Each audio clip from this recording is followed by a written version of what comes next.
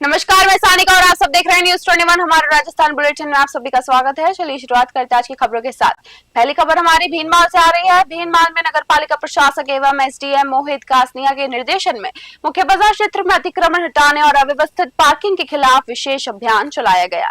SDM के नेतृत्व में पुलिस उप अधीक्षक शंकरलाल मंसूरी और अधिशासी अधिकारी तेजराज भंडारी की मौजूदगी में पैदल मार्च निकाला गया। अभियान के दौरान सड़क पर अवैध रूप से खड़े वाहनों के चालान बनाए गए तथा यातायात में बाधा बन रहे कई दो पहिए वाहनों को जब्त भी किया गया। प्रशासन ने स्पष्ट किया है कि शहर में अतिक्रमण और नियमों के उल्लंघन के खिलाफ ये कार्रवाई लगातार जारी रहेगी तथा दोषियों पर सख्त कार्रवाई की जाएगी।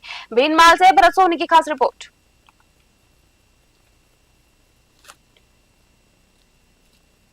धौलपुर जिला पुलिस अधीक्षक विकास सांगवान ने 21 जून को होने वाली नीट री परीक्षा 2026 को निष्पक्ष, शांतिपूर्ण और नकल विहीन संपन्न कराने के लिए पुलिस लाइन सभागार में बैठक करी और एसपी ने परीक्षा केंद्रों पर कड़ी सुरक्षा, संदिग्धों पर नजर और सुचारू यातायात और सोशल मीडिया की अफवाहों पर निगरानी के निर्देश भी दिए गए। उन्होंने परीक्षा के दौरान प्रभावी गश्त और तुरंत पुलिस एक्शन पर जोर दिया और इसके बाद संपर्क सभा में पुलिस कर्मियों को समस्याएं भी सुनी। बैठक में एएसपी विभू शर्मा सहित कई पदाधिकारी भी मौजूद रहे। धौलपुर से संजय कसाना की रिपोर्ट।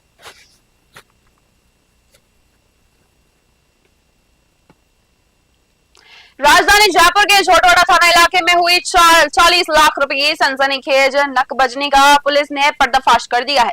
पुलिस ने अंतर्राज्यीय सतपाल फौजी गैंग के सरगना सतपाल सिंह उर्फ फौजी और उसके साथी पवन कुमार तंवर को दबोच लिया है। हैरानी की बात यह है कि मुख्य आरोपी सतपाल इसी साल 10 फरवरी को उदयपुर जिले से जमानत पर भाग आया था और आते ही फिर वारदात को अंजाम दे डाला। आरोपी सतपाल फौजी बेहद शातिर मिजाज का अपराधी है। वह दिन में रेखीकार बंद फ्लैटों को निशाना बनाता था। खुद की पहचान छिपाने और पुलिस को चकमा देने के लिए वह 2 लाख रुपए की लागत से एक विशेष मास्क भी तैयार करवा रहा था। जयपुर से bureau report.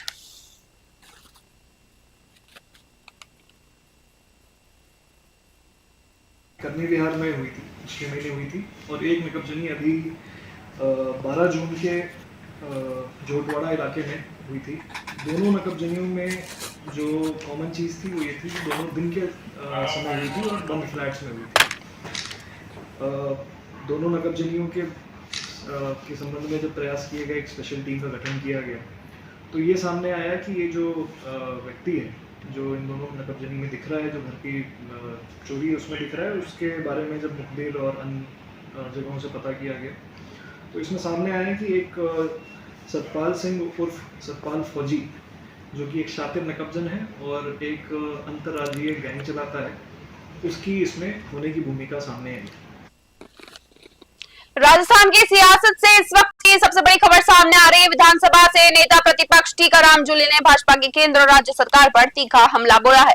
Alwar circuit house में आयोजित एक प्रेस वार्ता के दौरान जूली ने सरकार को हर मोर्चे पर नाकाम बताते हुए कहा कि भाजपा सरकार जनता की समस्याओं से पूरी तरह कट चुकी है। उन्होंने तंज कसते हुए कहा कि भाजपा अब एक तबेला बन गई है जहां अनुशासन और जवाबदेही पर पूरी तरह खत्म हो चुकी है।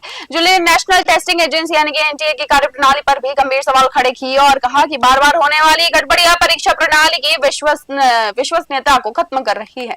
कांग्रेस इस पूरे मामले की स्वतंत्र जांच और दोषियों के खिलाफ कड़ी कार्रवाई की मांग करती है। अलवर से प्रदीप गोयल की रिपोर्ट।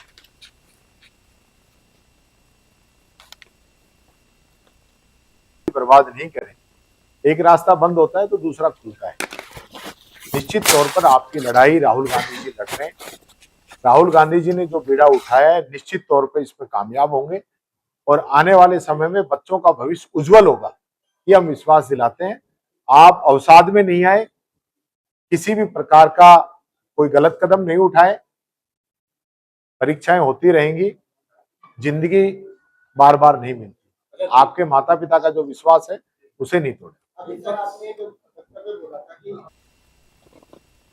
चोमू उपखंड के ग्राम पंचायत सिंगोद खोड़ स्थित बस स्टैंड पर शनिवार को चोमू के पूर्व विधायक रामलाल शर्मा के जन्म दिवस के उपलक्ष्य में एक विशेष सेवा कार्यक्रम का आयोजन किया गया। इस दौरान नरेगा कर्मियों के सम्मान समारोह के साथ साथ एक पेड़ मां के नाम अभियान के तहत पर्यावरण संरक्षण का संदेश भी दिया गया। कार्यक्रम में महात्मा गांधी रोजगार गारंटी योजना यानी कि मनरेगा में कार्यरत 31 नरेगा कर्मियों को मुख्य अतिथियों द्वारा माल्यार्पण कर और स्टील की केतली भेंट कर सम्मानित किया गया। समारोह के मुख्य अतिथि भाजपा देहात मंडल गोविंदगढ़ के अध्यक्ष जितेंद्र सिंह शेखावत ने इस पहल की सराहना करते हुए कहा कि श्रमिक समाज की विकास यात्रा के मजबूत आधार है। उनके सम्मान से समाज में सकारात्मक ऊर्जा का संचार होता है। उन्होंने पूर्व विधायक रामलाल शर्मा के जन्म दिवस पर आयोजित इन सेवा कार्यों को जन कल्याण और सामाजिक सरोकारों से जोड़ा प्रेरणादायी प्रयास बताया। चोमू से जयपाल सिंह की रिपोर्ट।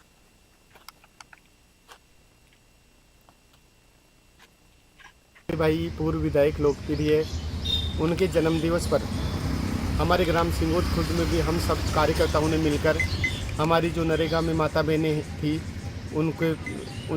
उनके साथ में उनका जन्मदिन मनाया, मिठाइयाँ बांटी, उनको सबको एक उनके जन्मदिन के अवसर पर माता बहनों को केतलियाँ वितरित करी।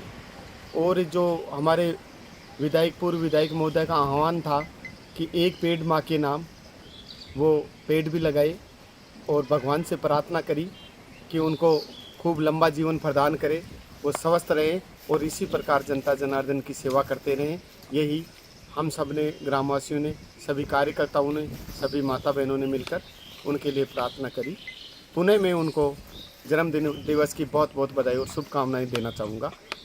के लोक लाडले पूर्व विधायक बड़े भाई साहब रामलाल जी का 54वां जन्मदिवस है। इस अवसर पर सबसे पहले मैं आदरणीय भाई साहब को जन्मदिवस की बधाई देना चाहता हूं। साथ ही ईश्वर से उनकी दीर्घायु होने की कामना करते हैं। इस अवसर पर हमने हमारे मंडल गोविंदगढ़ में प्रत्येक पंचायत में कोई ना कोई सामाजिक सरोकार का कार्य का आयोजन किया है, जिसके तहत हमने कहीं पर वृक्षारोपण का कार्य किया है, कहीं पर नरेगा श्रमिकों के सम्मान का कार्यक्रम किया गया है, कहीं पे गायों को दलिया और गुड़ खिलाकर गौस्वामी का कार्यक्रम किया गया है, किसी गौशालाओं में चारे और उसके हरे चारे और सूखे चारे की व्यवस्था की गई है। साथ ही हमने शाम को गोविंदगढ़ में महाआरती का प्रोग्राम रखा है।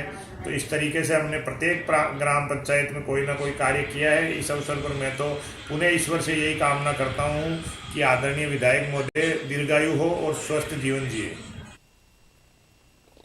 पर्यावरण संरक्षण और आधुनिक शहरी परिवहन की दिशा में भीलवाड़ा को आज एक ऐतिहासिक सौगात मिली है। केंद्र सरकार की महत्वाकांक्षी प्रधानमंत्री ई बस सेवा योजना के तहत मुख्यमंत्री भजनलाल शर्मा ने शनिवार यानी कि 20 जून को जयपुर से वर्चुअल माध्यम से हरी झंडी दिखाकर भीलवाड़ा में ई बस सेवा का भव्य शुभारंभ किया। मुख्यमंत्री ने अपने संबोधन में कहा कि प्रधानमंत्री नरेंद्र मोदी की दूरदर्शी सोच और डबल इंजन सरकार के चलते राजस्थान में विकास कार्यों को तेज गति मिल रही है। आज के इस चरण में जयपुर के लिए 29 और भीलवाड़ा के लिए 18 ई बसों के संचालन की शुरुआत की गई है। जिला मुख्यालय पर नगर निगम परिसर में आयोजित जिला स्तरीय कार्यक्रम में शहर विधायक अशोक कोठारी और मांडल विधायक उदयलाल बड़ाना ने इसे भीलवाड़ा के लिए बड़ी उपलब्धि बताई। वहीं सांसद दामोदर अग्रवाल ने वीडियो संदेश के माध्यम से भीलवाड़ा को देश के चुनिंदा शहरों में शामिल करने के लिए प्रधानमंत्री का आभार व्यक्त किया। भीलवाड़ा से ब्यूरो रिपोर्ट।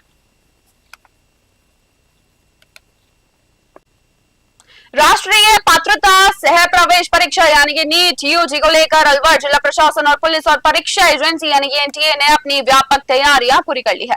परीक्षा को पूरी तरह निष्पक्ष, पारदर्शी और शांतिपूर्ण ढंग से संपन्न कराने के लिए जिले में सुरक्षा के बेहद कड़े बंदोबस्त किए गए हैं। अतिरिक्त जिला कलेक्टर अंबालाल मीणा ने बताया कि अलवर जिले में कुल 27 परीक्षा केंद्र बनाए गए हैं, जहाँ करीब 9,737 अभ्यर्थी परीक्षा में शामिल होंगे। दिव्यांग अभ्यर्थियों की सुविधा को ध्यान में रखते हुए इस बार अलग से विशेष परीक्षा केंद्र की व्यवस्था भी की गई है। परीक्षा सामग्री को कड़ी सुरक्षा और के बीच केंद्र तक पहुंचाया जाएगा और परीक्षा समाप्ति के बाद इसे वापस संग्रहण केंद्र यानी कि कलेक्शन सेंटर पर जमा कराया जाएगा। अलवर से प्रदीप गोयल की खास रिपोर्ट। देखिए, अपने यहाँ 21 सेंटर बनाए गए हैं और सभी तैयारियों की समीक्षा कल जिला मजिस्ट्रेट महोदय और जिले के पुलिस अधीक्षक महोदय की उपस्थिति में और अपने जो डिस्ट्रिक्ट लेवल कोऑर्डिनेशन कमेटी है उसकी एक समीक्षा बैठक कल रात को यहाँ आयोजित हुई है जिले में, और उसने इन तैयारियों को अंतिम रूप दिया है।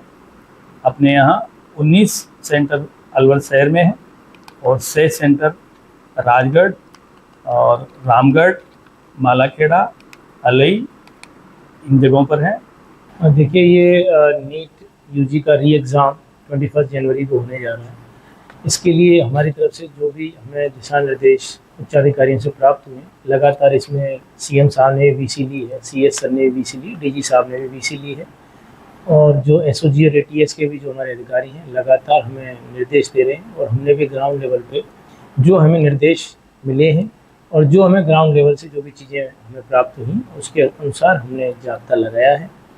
लगातार प्रशासन के साथ हमने कोऑर्डिनेशन रखा है, जो सिटी कोऑर्डिनेटर्स हैं उनके साथ कोऑर्डिनेशन रखा है, जो यहाँ पे कोचिंग सेंटर्स वाले हैं उनकी भी हमने मीटिंग ली है। देखिए अपने यहाँ 21 सेंटर बन बसेड़ी रोड स्थित अपना घर आश्रम बाड़ी में शनिवार को एक ऐसा भावुक क्षण देखने को मिला जिसे देखकर वहां मौजूद हर शख्स की आंखें नम हो गई। करीब 1400 किलोमीटर दूर जिला पलामू झारखंड में से पहुंची कुलंती देवी जब 22 साल पहले लापता हुई अपने पति शंभू राम से मिली तो सालों का दर्द खुशी के आंसुओं में बहकर निकलने लगा। 22 साल के लंबे इंतजार के बाद अपने मुखिया को वापस पाकर पूरे परिवार की खुशी का ठिकाना नहीं रहा। परिजनों ने अपना घर आश्रम द्वारा किए जा रहे निस्वार्थ सेवा कार्यों की खुले दिल से सराहना की और पूरी टीम का हाथ जोड़कर धन्यवाद ज्ञापित किया।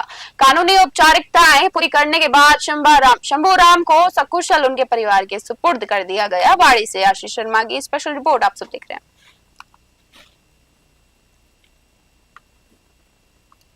हमारे राजस्थान में बस इतना ही। देखते रहिए News 21। धन्यवाद।